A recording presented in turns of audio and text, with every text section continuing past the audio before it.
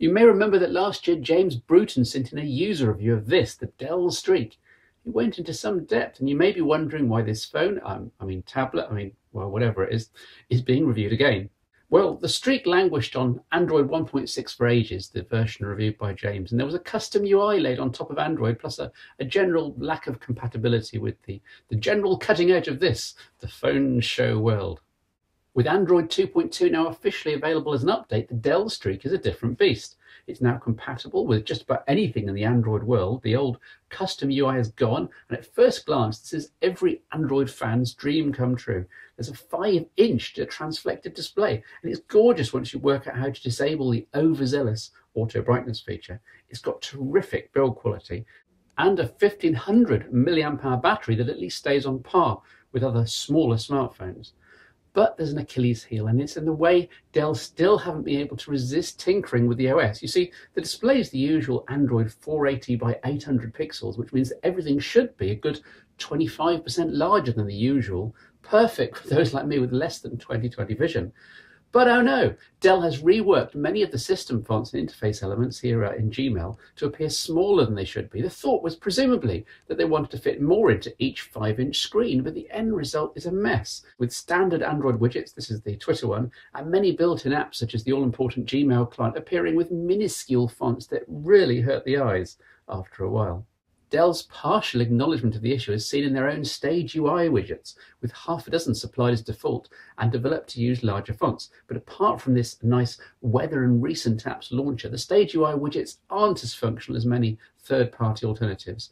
As a geek, I wanted quite a bit more. Very analogous to Motorola and their insistence on putting the simplistic Moto Blur on everything. Very annoying. Also a limitation is Dell trying to go the extra mile and let the Streak home screen work in landscape mode.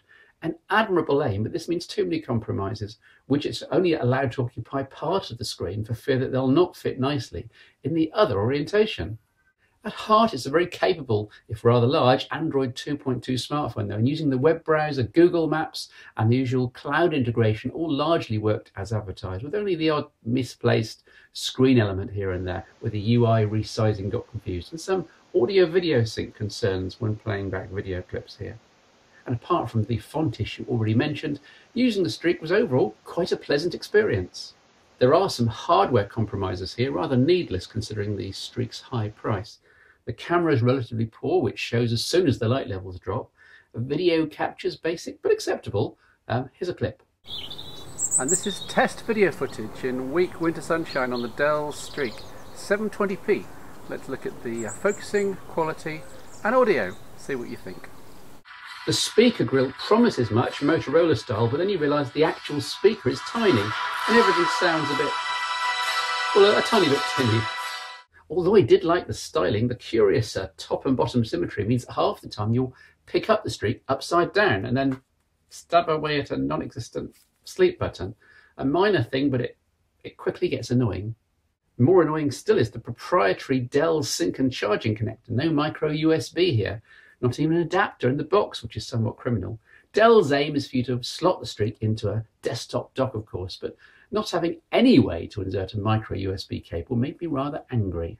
The micro SD slot is weird. There's no card retention mechanism or spring loading. You just slide the card in and there's a kludgy little metal tab on the back cover which keeps the card in place. Really, really weird.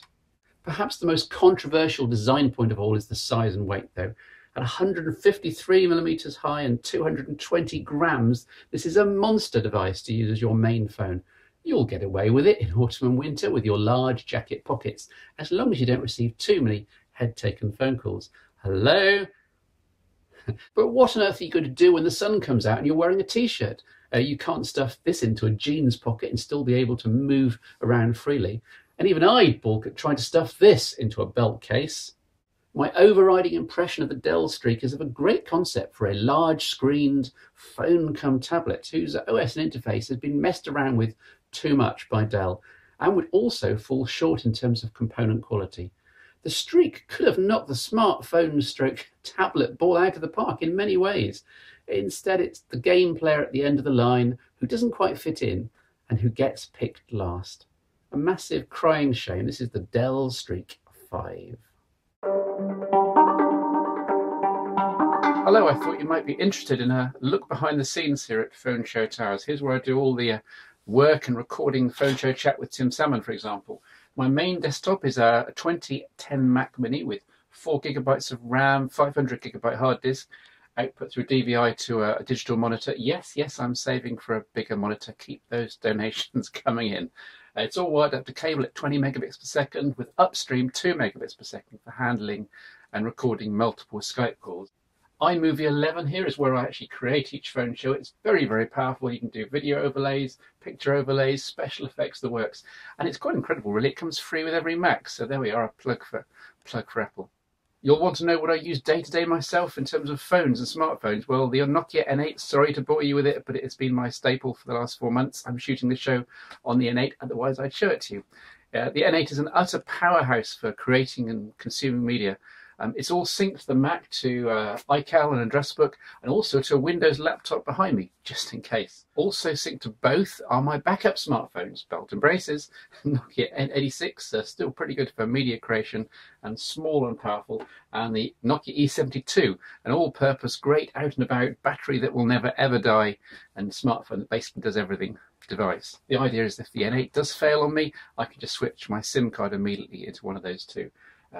Also around is the Samsung i910, which I use for the close-up video work on the phone show. It can focus in video mode down to about 6 or 7 centimeters, which is really useful for doing the screen capture. But it's not all Symbian. As I mentioned on the phone show chat, I've recently acquired a Google Nexus 1 again, ready for playing with the Android 2.3 update.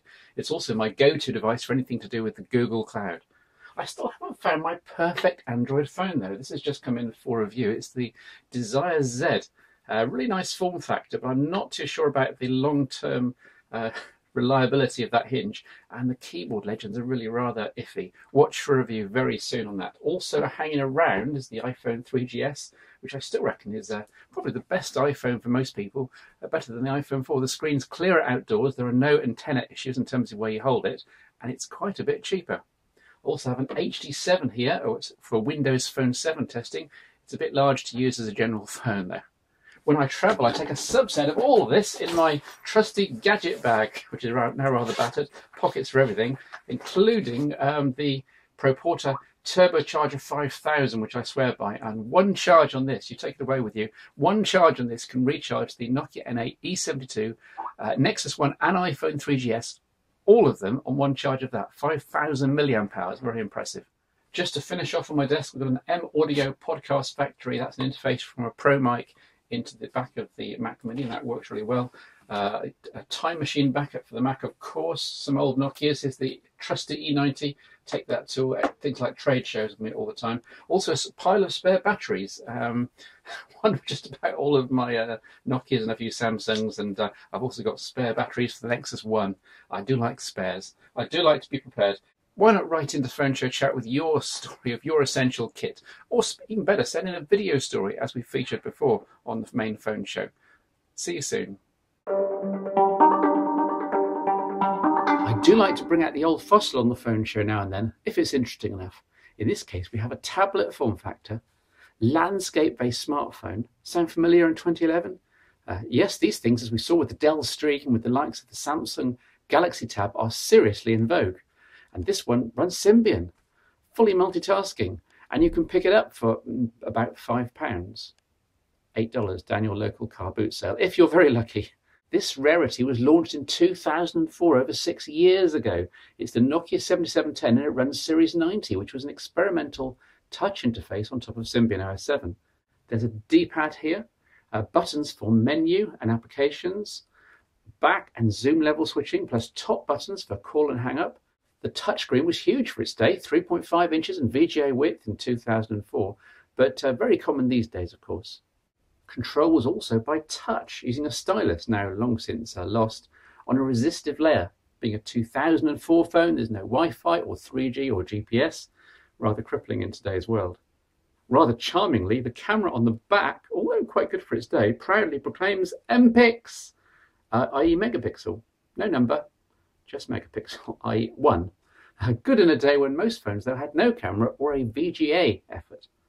Impressively running Symbian, despite the device's age, it lets you multitask a dozen applications, although And this was something I criticised at the time and seems to be back in fashion with modern Android.